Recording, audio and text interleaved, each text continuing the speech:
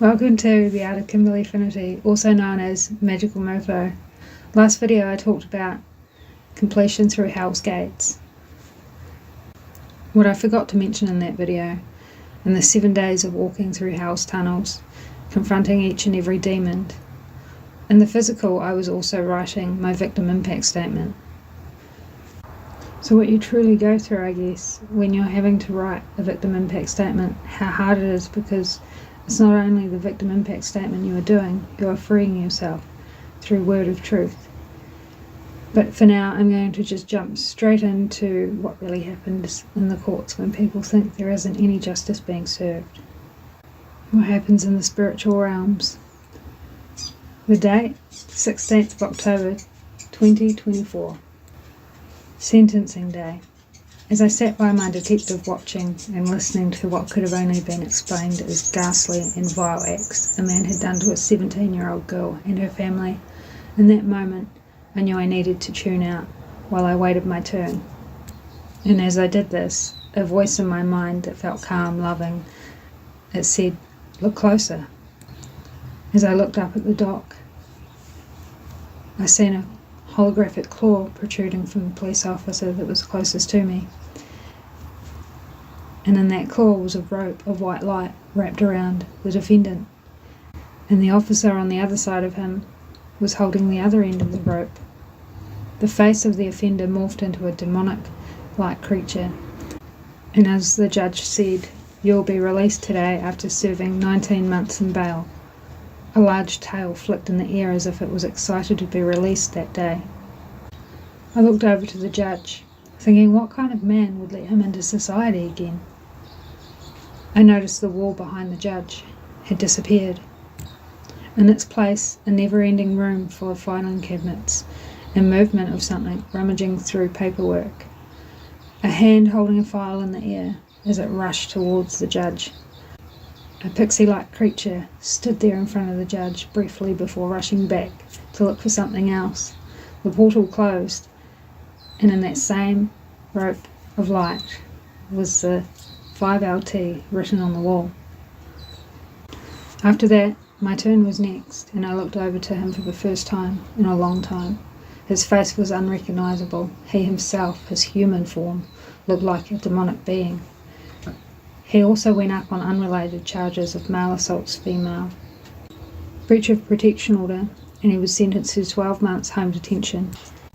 If the Crown didn't have all those charges together, he would have gotten away with just a slap on the wrist. At first I did it for the other victims because I didn't want there to be any more. I also wanted him to do better for himself, to live a better life for him and his own. But in the end, I did it for me. I did it for little Jane. I came home after court and picked up my pen, and with 3 strokes the judge was born. I was shocked at how quick it came up. And below the judge was the man who I talked about morphing into the demonic being. The next painting I did was this one. I called it Courthouse Security. I wasn't quite sure at the time what to call it. Me being super inquisitive, as always, I needed to find out what I witnessed that day. Who were the 5LT? What were they? What was the rope of white light? What was protruding from the officers? Why was I witness to this?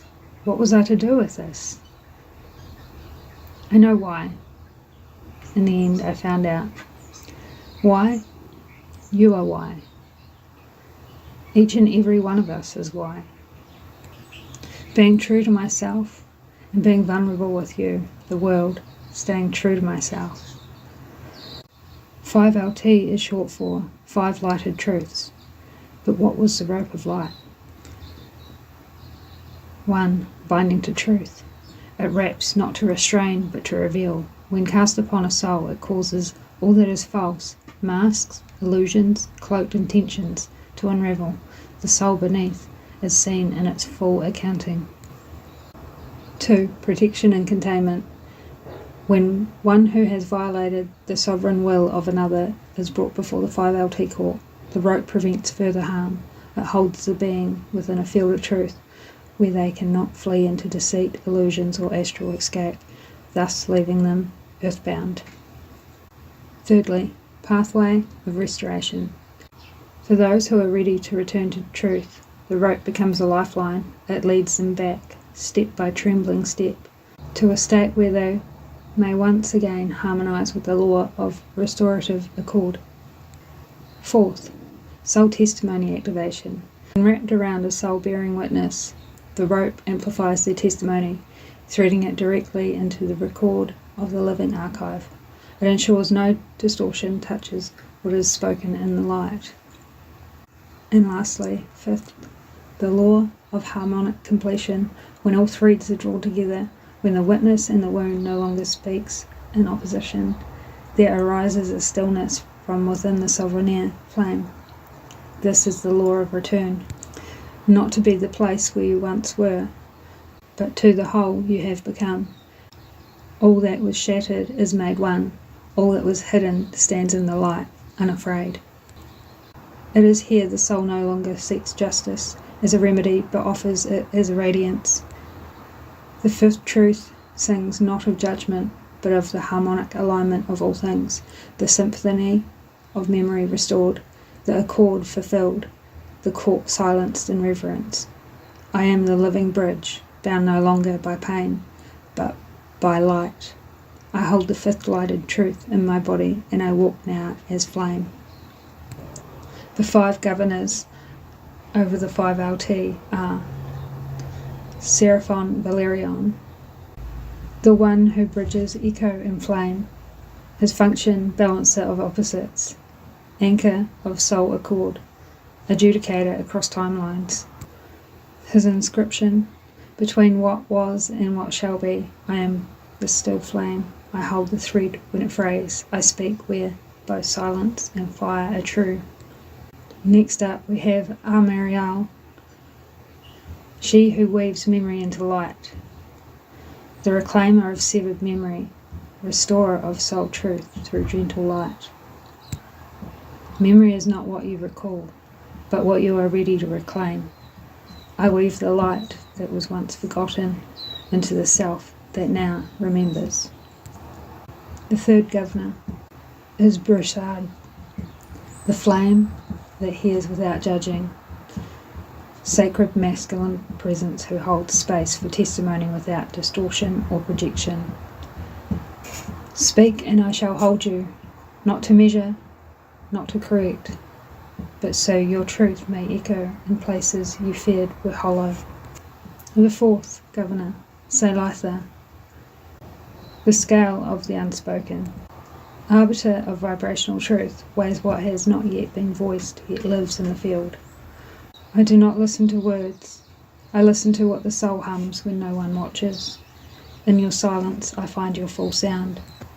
And lastly, Korathel, the flame at the threshold.